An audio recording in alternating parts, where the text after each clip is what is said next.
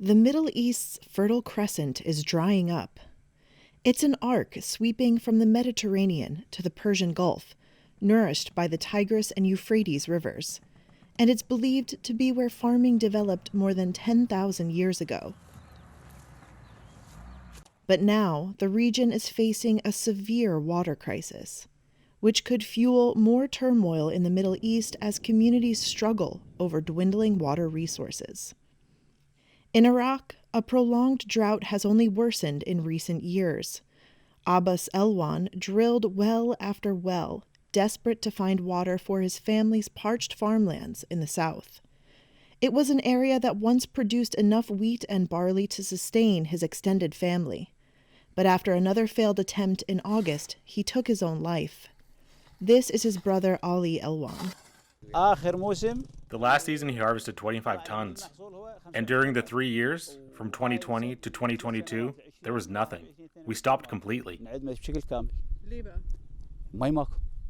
Because there is no water and no rain. So we stopped completely. Farmers in neighboring Syria and Turkey are also struggling. Syria saw its worst drought in more than 70 years in 2021, according to the International Rescue Committee. Harvests across the country were hit hard. Musa al-Sheko is a shepherd in Syria's Aleppo countryside. This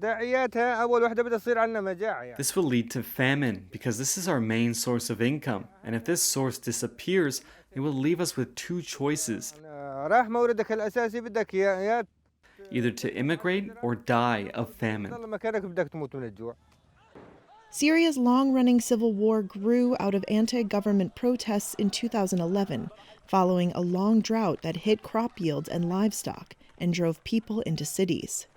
In Turkey's southeast, where the Tigris and Euphrates draw their waters, rainfall in the year to September was about a third below the average of the previous 3 decades, data from Turkey's meteorological agency showed. Both Iraq and Syria depend in part on water flow from Turkey. There is a drought affecting the wells, and water level in Euphrates has reached a very low level. Before, we used to get water from a very close distance, but now the water is 400 meters away. Some Syrian officials accuse Turkey of cutting the Euphrates flow over the last 2 years to half the level it committed to in a 1987 accord, a charge Ankara denies.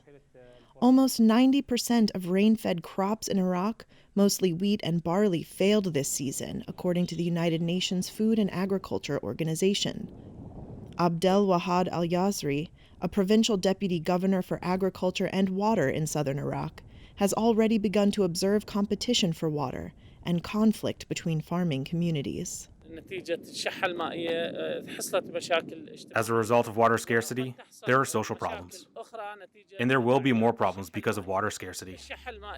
Water scarcity causes disputes between people from neighboring areas. Those downstream want water, and they consider that those upstream took the water. But in reality, it is water scarcity that caused the problems.